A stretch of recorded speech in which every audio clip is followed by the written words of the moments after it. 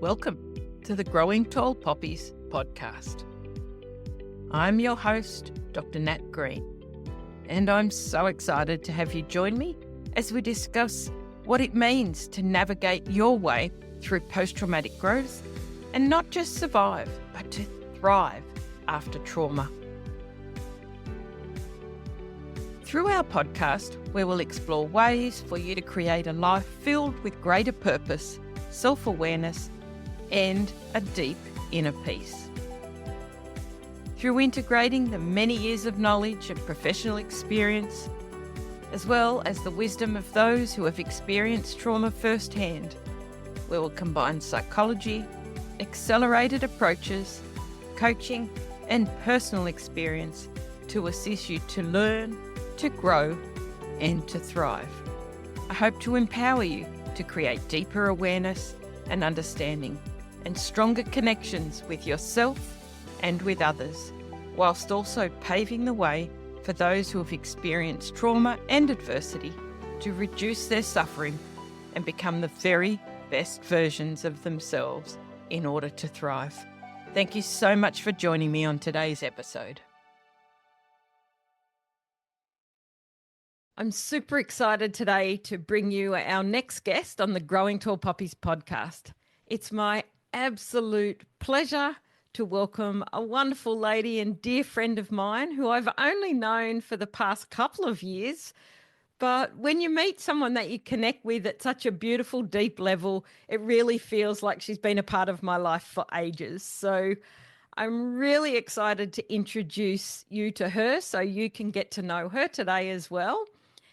And she has had a number of trauma experiences that have compounded over the years and is a wonderful example of a tall poppy, constantly shining her light brightly despite the adversity she's been through and making a huge difference in the lives of so many. So let me introduce my dear friend, Belinda Bayliss, to you all.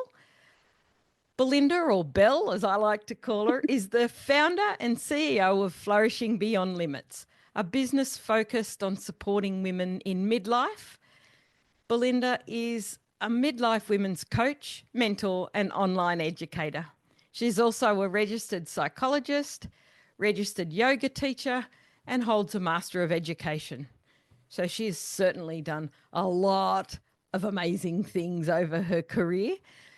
And Belle's career in mental health has allowed her to work in areas such as education, non-government organisations, and in her own private practice as psychologist and entrepreneur. And when not in work mode, Belinda can often be found creating bespoke resin jewellery, and I have been so lucky as to get my beautiful keyring from Belle that is on my keys every single day.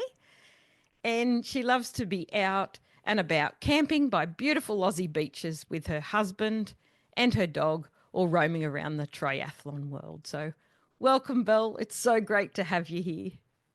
Thanks, Nat. I'm so honoured and privileged to be part of your Growing Tall Poppies little family. It's really such a beautiful space that you create. Thank you. And I know that you have so much knowledge and some pretty significant experiences that have shaped you and that you've grown through that I feel honoured that you're going to share with us today. So could we start with you maybe giving us any further information or an introduction of who you are and what you do in the world that I might not have touched on yet? Thank you for the opportunity. So I'm Belinda, or Belle to my friends, and I sort of answer to either, and it's quite interesting. I have a number of nicknames, and where you know me from will be a bit of an indicator of what name you know me by. I am currently working as a psychologist, but I'm also a developer of online courses and working really passionately in the midlife women's space. I'm a proud Gen X woman, so I identify myself because I feel like we're the generation that we sort of look at midlife and it's a bit cringy.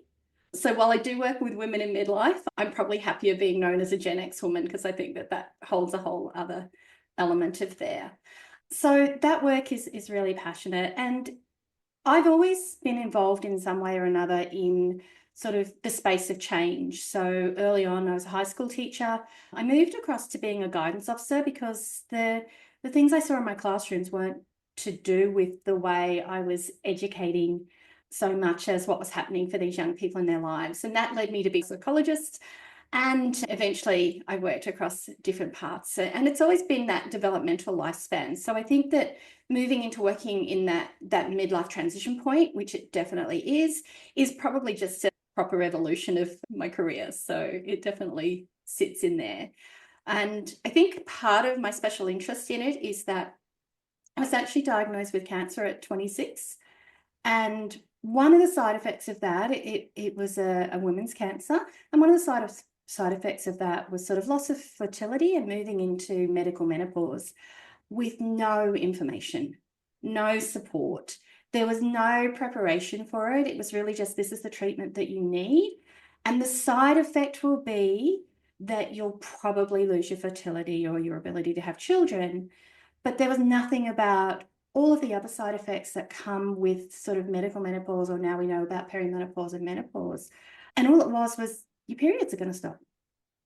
So in some ways, I'm ahead of the game because I've had 20 odd years now to work it out, and 20 years without HRT to work it out, which is a whole other story again. So really, at a time when it would have been extremely unusual for a 26-year-old to have cancer, no information, very little known, particularly without the HRT. It was like, you're right, you be the trailblazer, you navigate it and teach us, pretty much.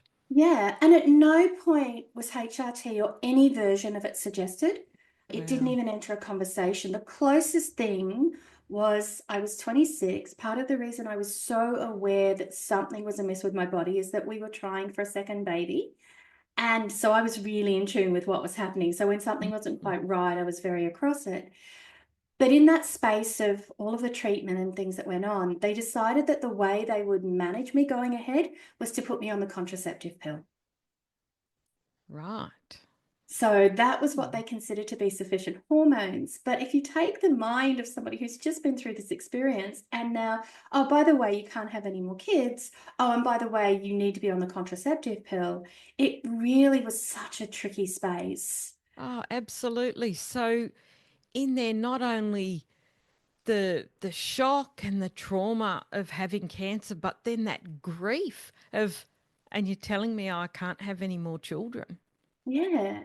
And it So was a really huge grief piece. I am the eldest of 5 children, and my family are fairly prolific breeders, I just have to say. Yeah, so all of my siblings have very large modern families. And for me, it was really, that was quite a tricky piece because as my siblings continued, and being the eldest, as my siblings continued to have kids, being able to sort of lean into their joy, but no, my own space of loss was always tricky. yeah, that would have been very confronting to see them continuing to have their children and move Yeah, we're talking on. 6 and 7 children. So we're talking large families. Yeah, so you're not talking one or two other kids. So you would then, as you said, share in their joy and be, excited for them and happy, but also navigating your own path of grief and loss of what you Yeah. couldn't have as far as the life you dreamt for yourself. Absolutely, absolutely. And I think there's that piece for my son too, being an only child, whereas that space might have been, watching his cousins. So his cousins were very much like his siblings, but there was always, they were really cousins. And, it has afforded me a stronger relationship with some of my nieces and nephews where I've had space and capacity to be sort of that aunt. Yeah.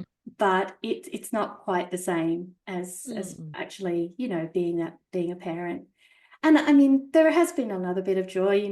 My second marriage brought 2 wonderful young men into my life as well. So I have 3 now, but 2 are imported. So, Mm. but it really is a space that has been tricky. And at 30, I started getting hot flushes. Gosh. And just that I have this real clarity moment of standing in front of a classroom in Sydney with all of my young, lovely students. It was the most beautiful school to teach at.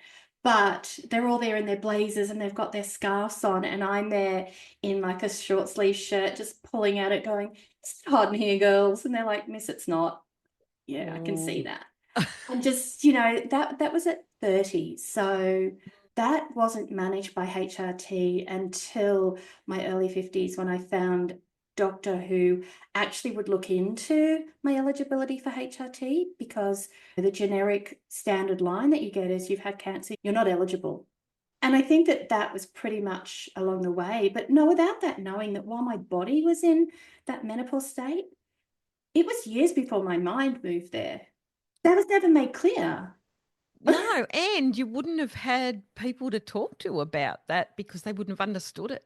Your No, peers would have no. been like, "What are you talking about?" Well, yeah, and what were you talking about? I don't know. I can't find the words. You know, that Mm. forgetfulness that comes Oh, into yes, it. I know that well.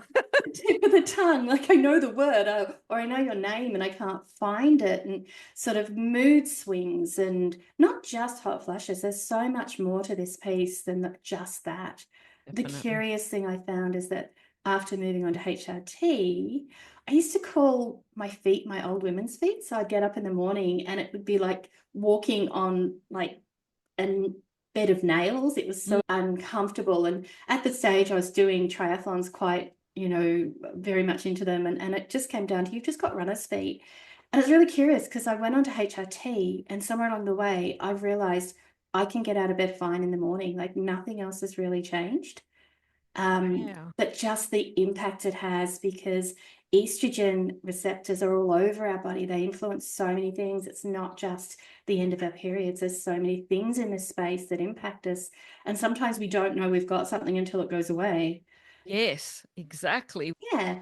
And I think it's a sense of gratitude for me in that I can come into this with two lots of knowledge. One, what it is to be sort of a perimenopause or menopausal woman, but also what it's like to have that experience out of sync with your cohort.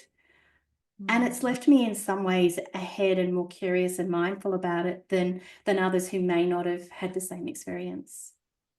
Yeah, and I think, what a gift that you've got through the awful experience that you had in some ways.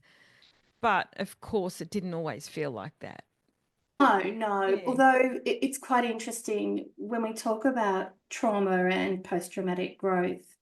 I was very adamant that, and this is no offense to anyone, this was my mantra.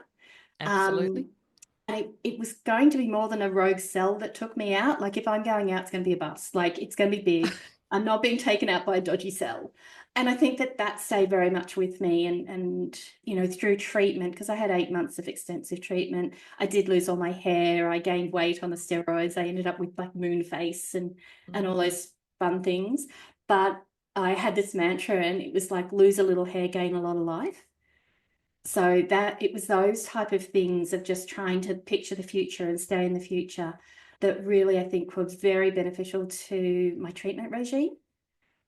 Yeah. So having that curious mind with very little information and going out and seeking that for yourself, but also that mantra and that grit and determination that it wasn't going to be this that did it. You were going to keep moving forward and show everyone that there were other things you could do. Yeah. Yeah, absolutely, absolutely. And medically that had zero impact, I'm sure, but you know, psychologically it was about being in the space and making the most of the everyday. So Mm. for me, you know, we have this aging piece where people get to the next birthday and they're like, oh no, I'm this year older. For me, very much, it's yay, I'm this year older. You know, there was some point where there was none of us have it guaranteed, but mine was a little bit more iffy than a lot of people experience. Absolutely. So with every year, with every birthday, it was this huge celebration for Oh, you. hell yeah. Yeah, absolutely. So it's a while ago now, obviously, when you were 26. Years have passed by.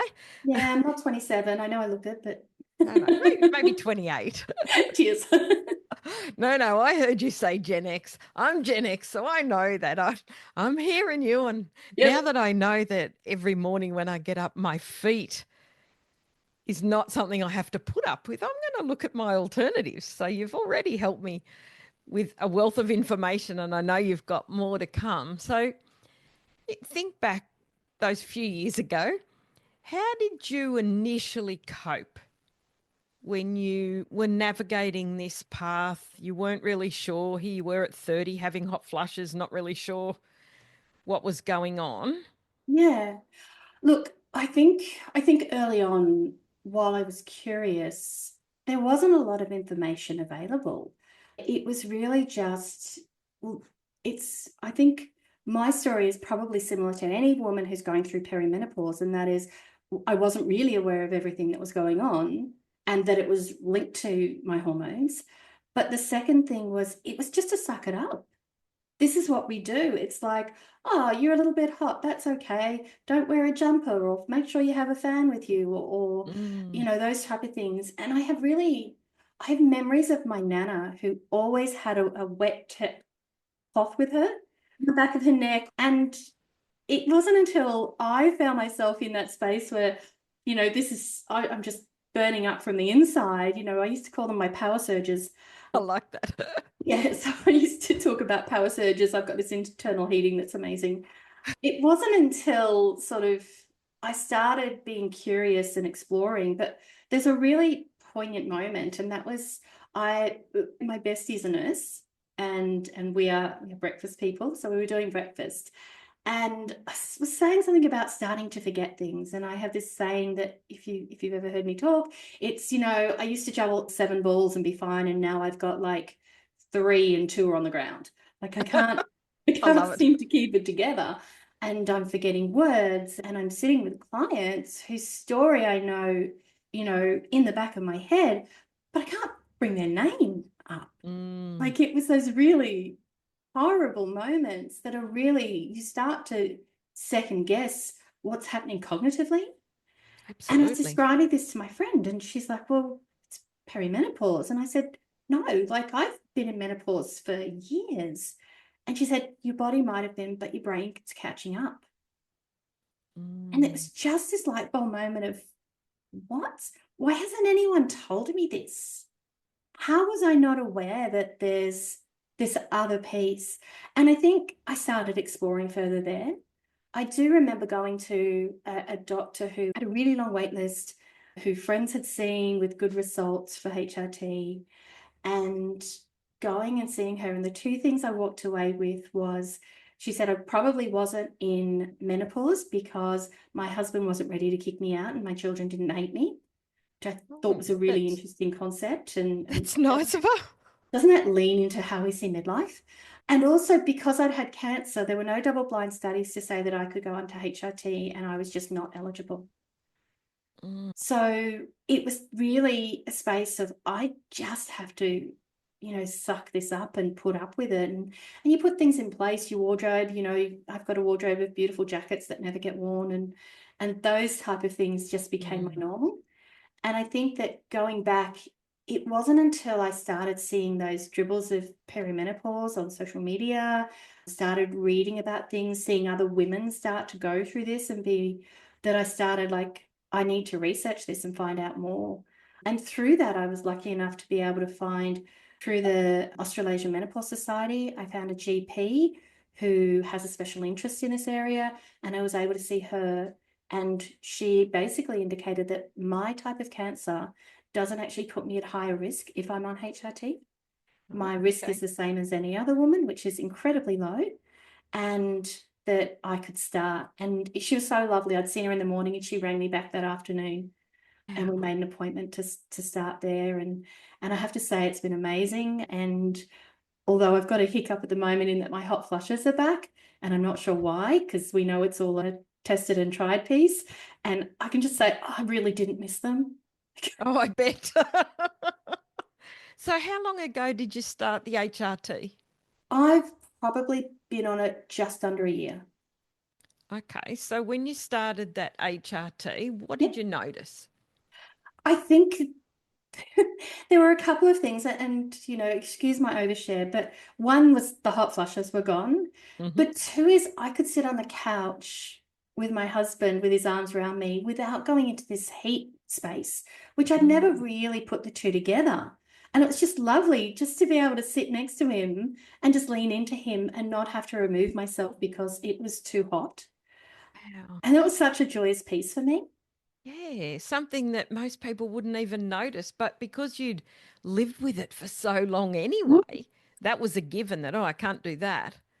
No, no. And I think, other things like I have more flexibility in my shoulders. Frozen shoulder is a symptom of perimenopause that so many tens of thousands of women report. And That's fascinating, isn't it? there's research into it. I found that I could think clearly again. Like things didn't seem overwhelming all the time. We also know that the perimenopause menopause space has an increase in anxiety because Hmm. estrogen in our brain is a calming hormone. And so when we have that estrogen deficit happening, we can find that for some women, it's the first time that they've moved into anxiety. It might not have ever been that present for them before, Wow. but all of a sudden it starts popping up. Or if we have a history of anxiety, that it starts to show up again more regularly in the space. Okay. So, yeah, again, another light bulb moment and this wealth of information because really a lot of us have been brought up to just suck it up. Yep, Yeah, you're just at that age, you've just got to move forward, and that's just part of it. That's the next stage and the next stage, and we move through it and deal with it. But yeah, it doesn't have to be like that. That's what not you're at telling all. us. And one of the things that we know is that the history of our line of women, so our parents or our mothers and our grandmothers, they will indicate, they're a really strong indicator of what menopause will be for and perimenopause will be for each of us. But that information is often lost because it was never spoken about.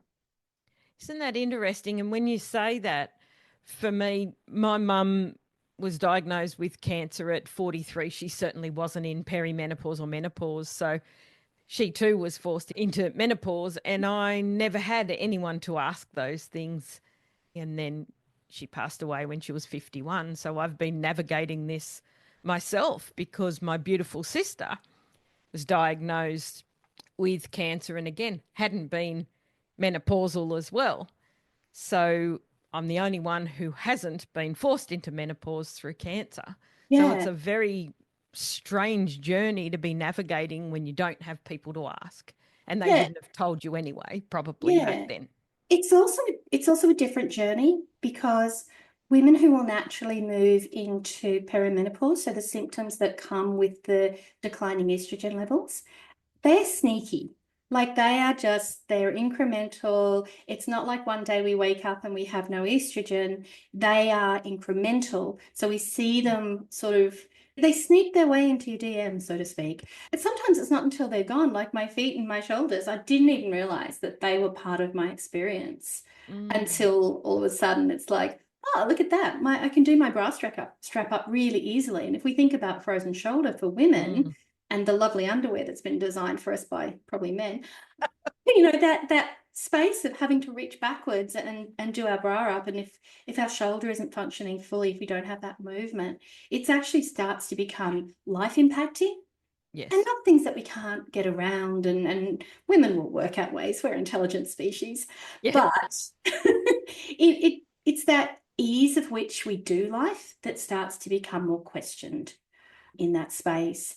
And for women who move into a medical menopause, it's pretty, almost drop off a cliff moment. Like it's Oh, there yeah. one day, and it impact is quite, it's not noticing a hot flush every now and then. It's like, look here, we just opened the floodgates, here they are.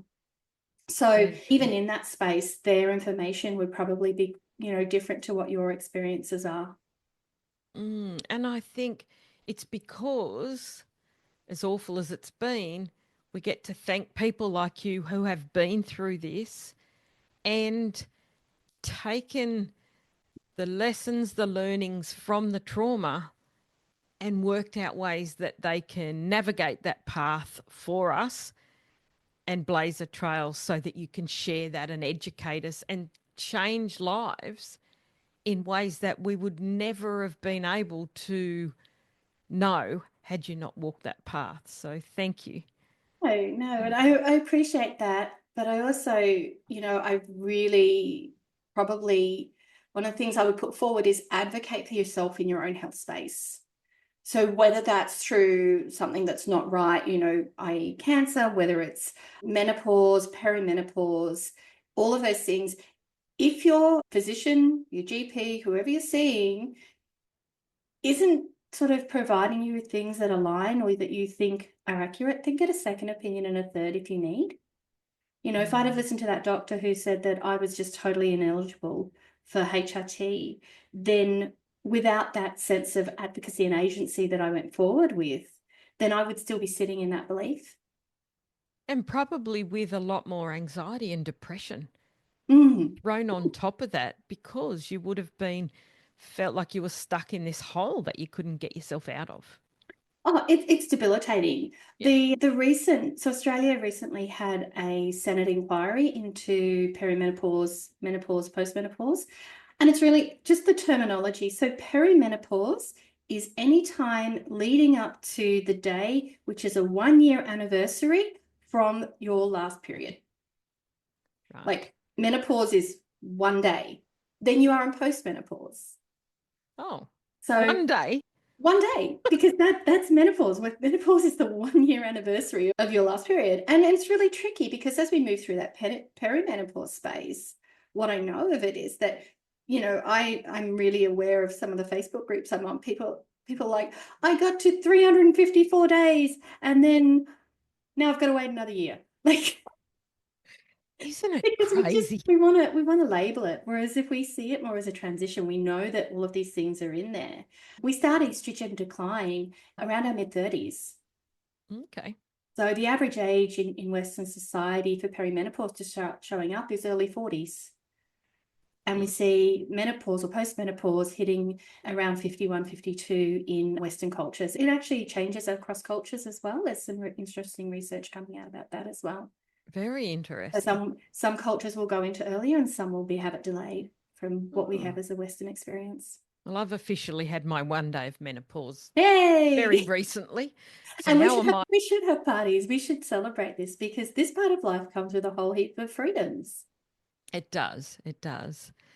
So I know that we've talked a bit about your cancer and what's happened, but I know that you also, unfortunately, have had a number of other cumulative traumas and additional traumas and Mhm. adversity. So did you want to share a little bit about whatever you feel comfortable with that? Yeah, I don't think any midlife woman gets here without their share of things that have happened to them.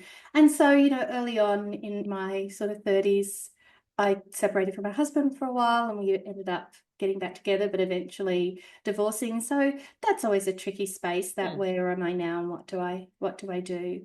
I think the really pinnacle one for me was I was involved in a business that felt really aligned and didn't end up being that way. So that culminated in the loss of our home and a business. And that's actually really big. That really, I think that probably in some ways shook me more than the cancer, simply because the cancer was something I had agency over and I could control. Whereas this business thing, it was really felt very much out of my control what I Okay. could do. And I think in some ways that had a bigger impact in lots of ways. So go back to that time, and I know it wasn't that long ago, and it can be still raw and painful. So what was going on for you then? What were the immediate reactions, and what strategies would you say that you used to help move forward through that? It's really curious because I have done a lot of work on it. And when I reflect on it, I think the initial early part, there was a massive shame piece in there. Mm, So I had bought into a master franchise, and the more I found, the more I realized it wasn't what it was meant to be. mm, I spent a lot of time trying to make it what I thought it needed to be, but the franchisee wasn't, sorry, the franchisor, which one? People who owned it, let's go with that. They really didn't have that. They were very adamant in that this has worked before and it'll work now, despite the fact that the statistics and results and the lived experience was that it actually wasn't what it could or should have been. mm. So there was a very big shame piece in there. I do remember a phone call with my accountant, and she rang me. She said, Belinda, I'm looking at your books. What's going on? And I'm like, Okay. oh, you know that thing I bought into? Well, it's a dud. Like, And just that, I should have known better. I was already had my own business. I should have very much, this should have been different. This shouldn't have been my outcome. And I think that there's that denial piece that comes early in any space where you feel that sort of, yeah, but there was a shame piece in there as well, which I needed to. And I found that the more I spoke about it, the less that shame sat with me. Yeah, interesting. And I know that there's a significant number of our listeners who run their own business or are business owners. And I also know, because I've spoken to a number of people who tune in on a regular basis who have also experienced very similar things. You know, we're business people, we do our due diligence, that's all part of it. And a lot of our identity, let's face it, is tied up with our work, our career, our business, what we do, and we put everything we have into that. And then when businesses fall by the wayside, or, you know, as is happening more and more now at the moment, that there are so many small businesses closing down through no fault of the business owner themselves. Yeah. Situations, there's circumstances that lead to that, but you beautifully articulated that you did your due diligence. You can only make decisions based on the information you have available, but it brings in this shame piece Yeah. that was never yours or ours if we're in that situation to own, but we carry it with us. Yeah, and it's really curious because these were people who are, we talk about know, like, and trust. I knew them, I liked them, and I trusted them. And it's interesting because the shame piece moved into at some point an acceptance piece, like this is how it's going to be. And I was actually really fortunate in that in my way out of that sort of financial business mess, I had some really amazing people support me. I chose a path out of it that was the best I could find that aligned with my values. Mm, I had my mantra through it was, the only thing I'm likely to walk away with is my integrity. And and that was, integrity yeah, is huge, yeah. isn't it? I was actually given an option to sell the region that I'd purchased onto someone else. And I Mm, just, in my heart, I couldn't do that. And no. whether you call that a poor business decision, because we did end up, losing massive, we lost our home, we lost a whole heap of, stuff that I didn't even know I had. We worked about $500,000, didn't even know I had that. So there you go. But Mm. it was really a case of I needed to be able to sleep at night with the decisions Exactly. that I made. Mm. And the piece has changed over the years. So there's been early shame, there's been acceptance, there's been some anger. Like, how could these people do this for me? But there's also some compassion towards them because in some ways they were trying to do a similar thing that I was, which was to create a business, to fix, find a solution to a problem and to grow. The difference was that when things got rough, they chose to throw a bunch of us out of the life raft Mm. so that they could continue.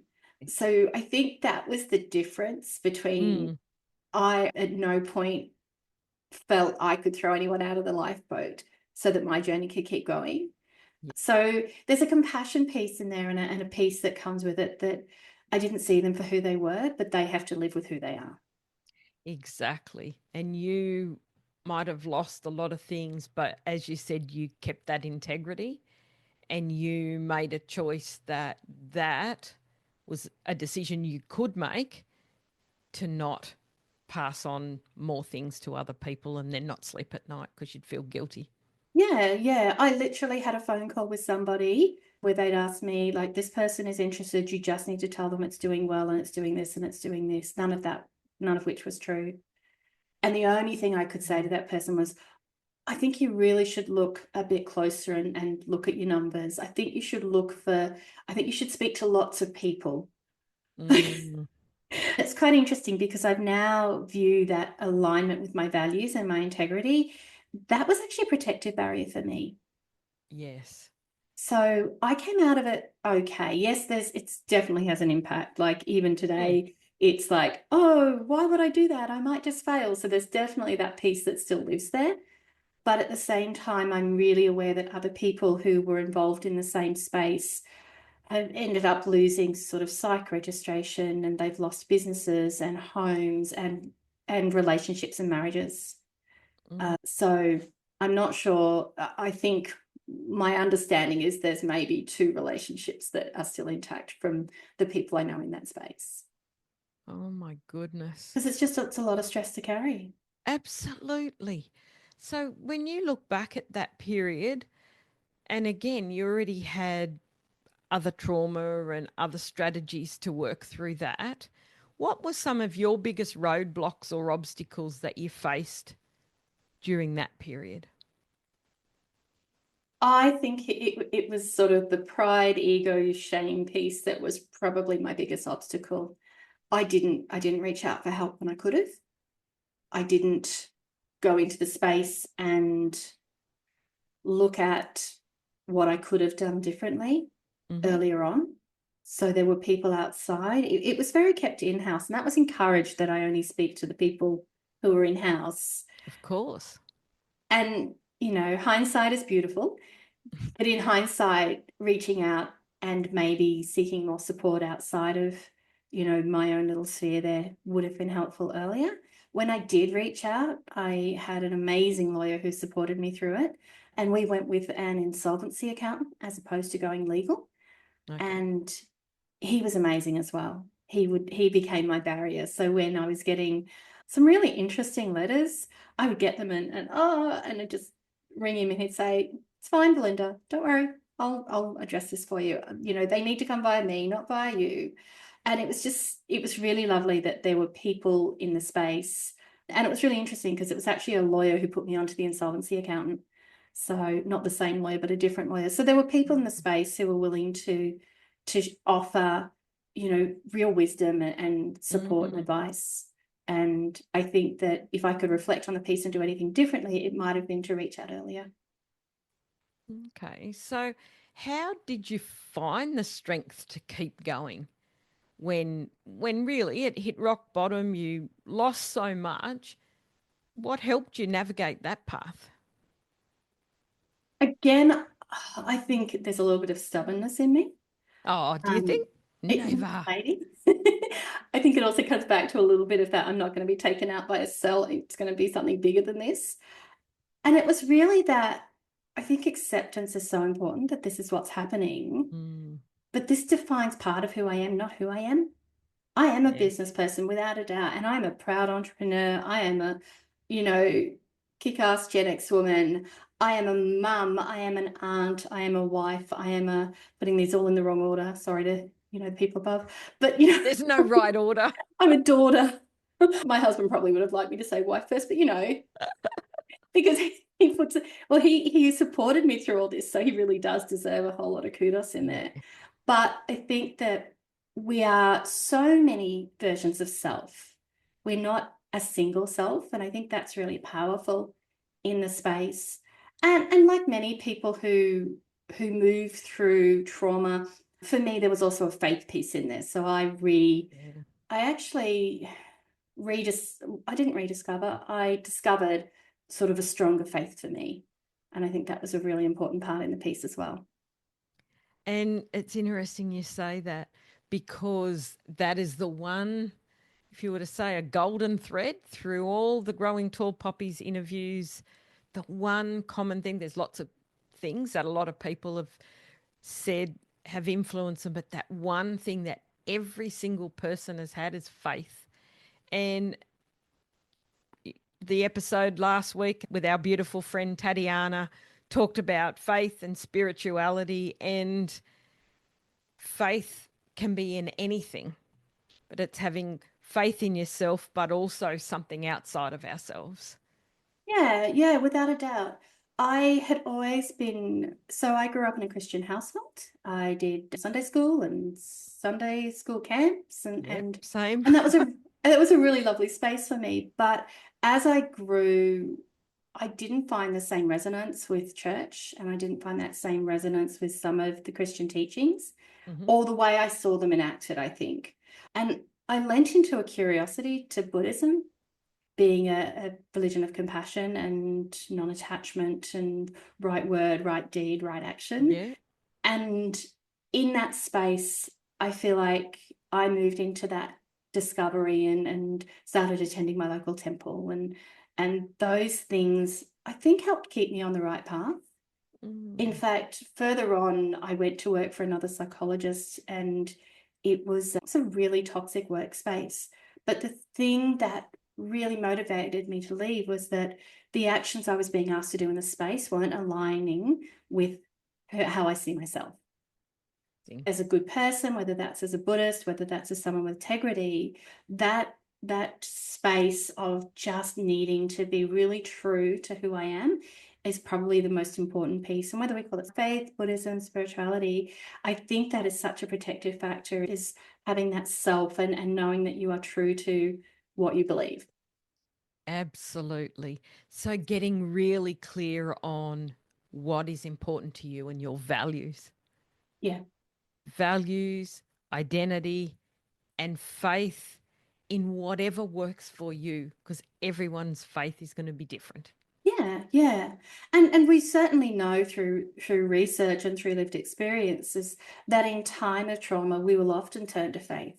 We That's need that consistent golden thread that you spoke about. So mm. my experience was very similar to, so many people's.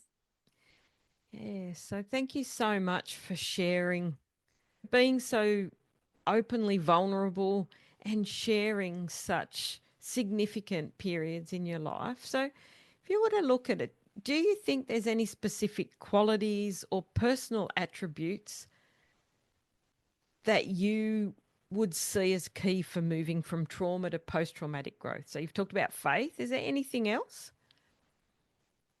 I think I think acceptance is so important, Mm, even where it's painful.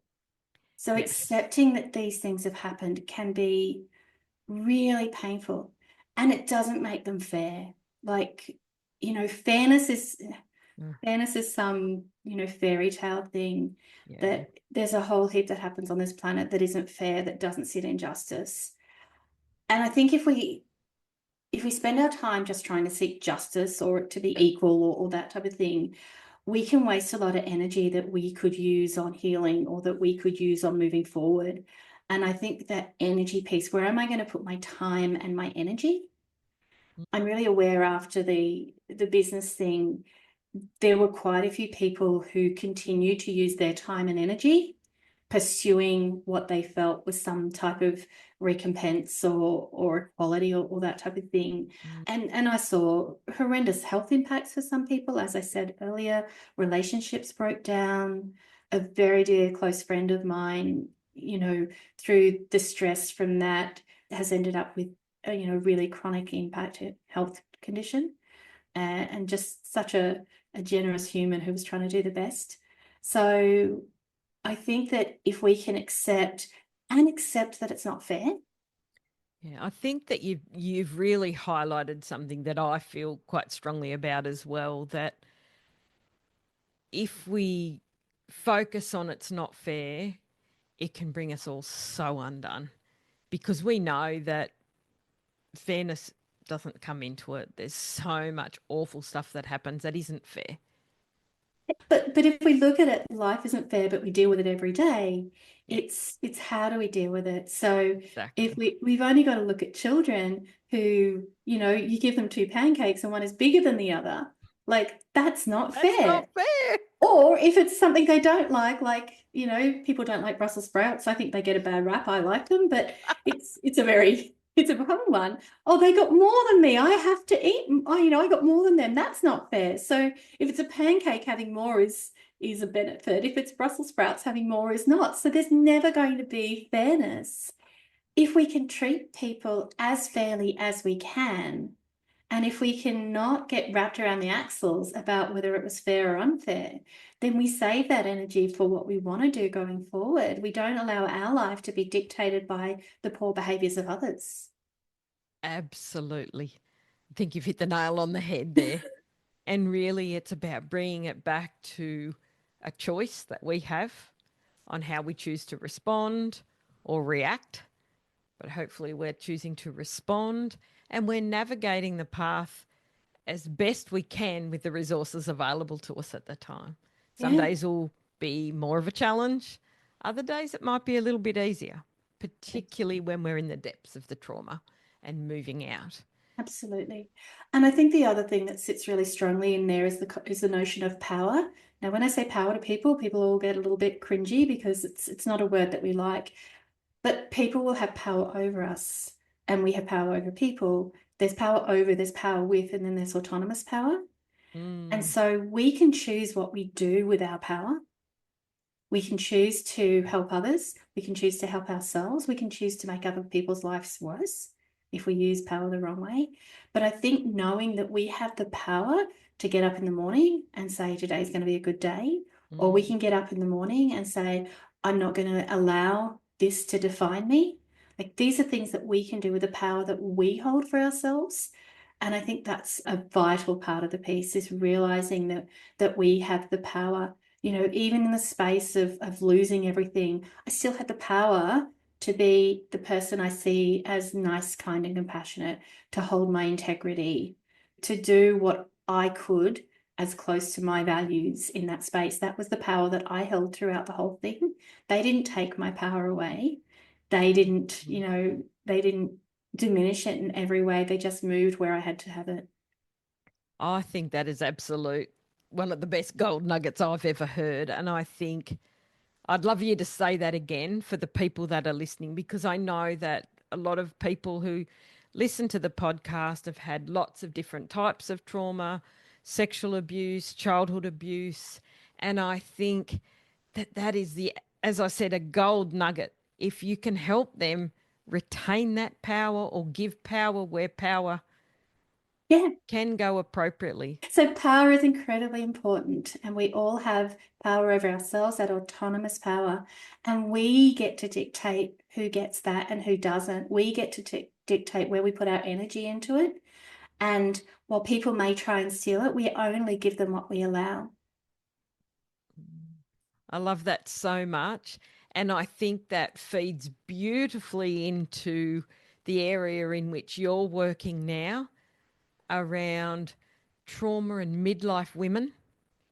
Because we know you've already touched on that, that we don't get to, as Gen Xers, we don't get to the age we're at now without numerous types of adversity and trauma happening in our life. So, any other gold nuggets you'd like to share there? I think that one of the things I want to say in the space of trauma, and it's not really trauma, but midlife gets called a midlife crisis. Mm, yes. Um, And my personal opinion is it's not a crisis. It's just got bad PR and bad marketing. Um, Yes. I because love yes, that. there's a whole heap of things that are more challenging, but there's a whole heap of things that it does give us.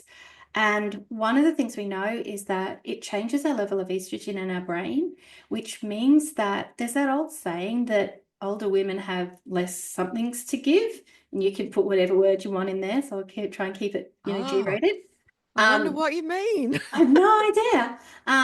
Sounds like ducks. But anyway, but Really? part of that is what they're finding is because we have that estrogen is that compassionate hormone and the caring hormone. It's why women have sort of that maternal nature.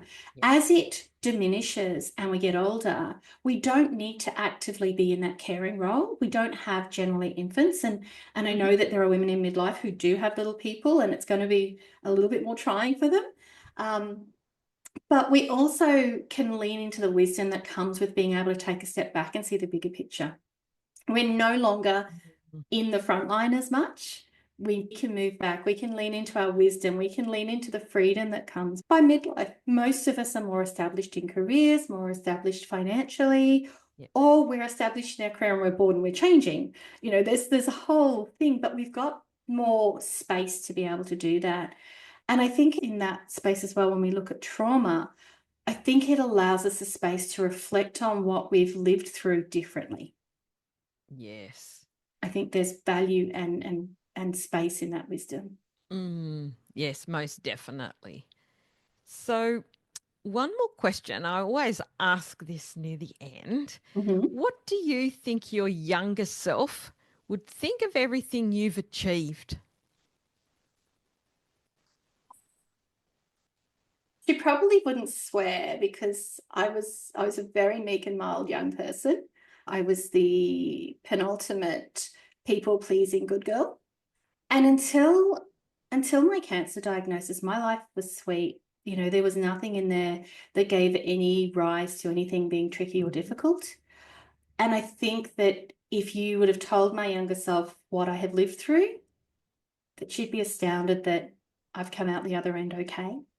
And I'd love to just let her know that, guess what, you're going to deal with it all and you're going to flourish in that space because you just have this inbuilt something.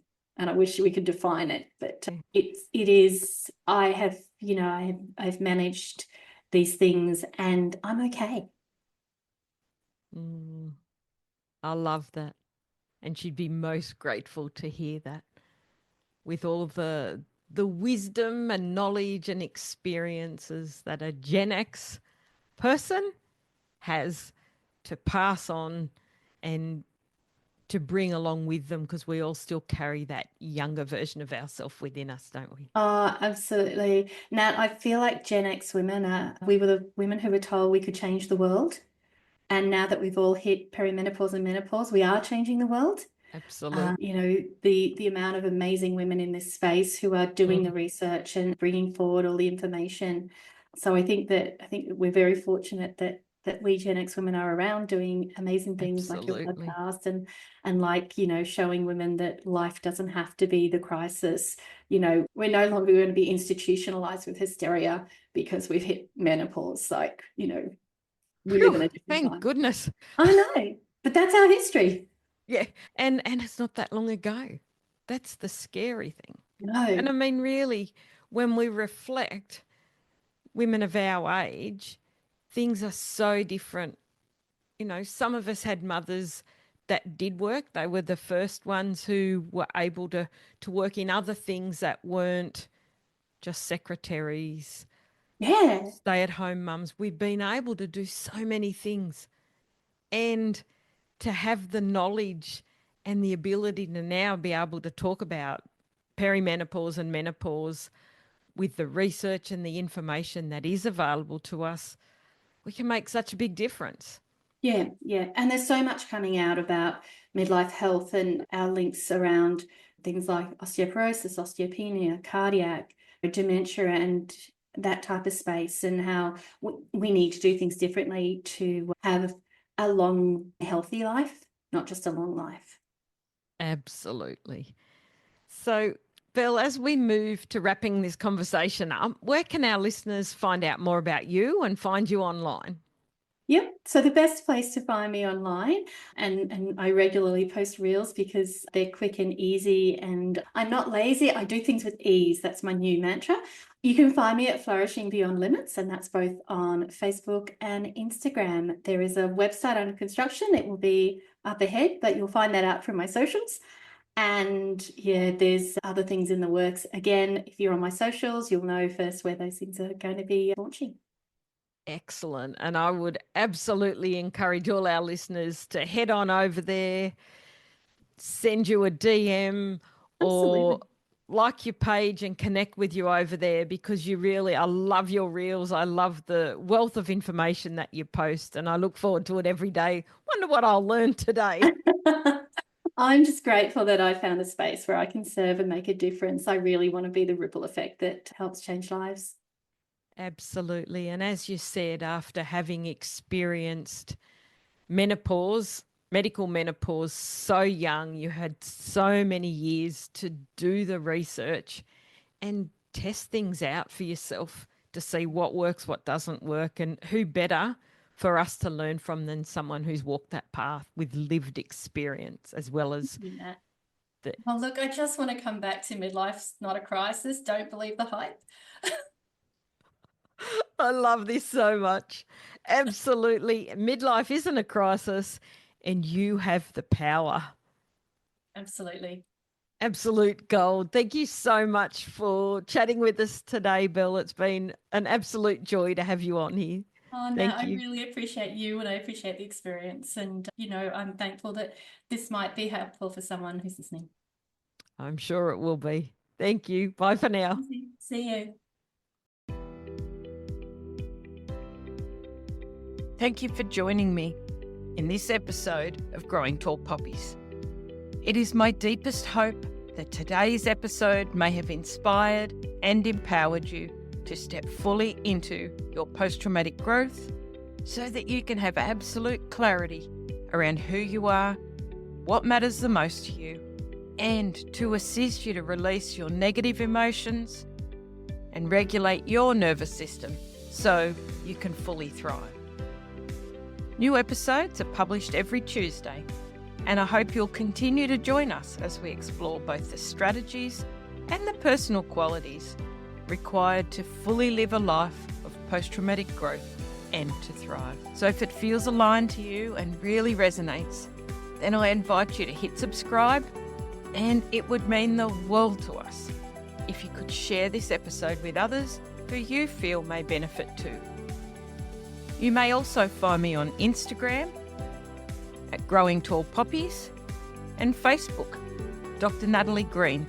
Remember, every moment is an opportunity to look for the lessons and to learn and increase your ability to live the life you desire and deserve.